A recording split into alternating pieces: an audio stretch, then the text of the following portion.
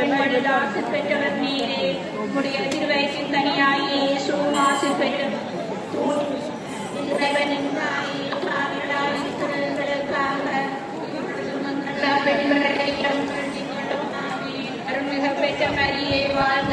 ஆண்டவர் உம்முடனே, பெண்களுள் ஆசி பெற்றவர் நீரே. உம்முடைய திருவயிற்றின் கனியாகிய இயேசுவும் ஆசி பெற்றவர்.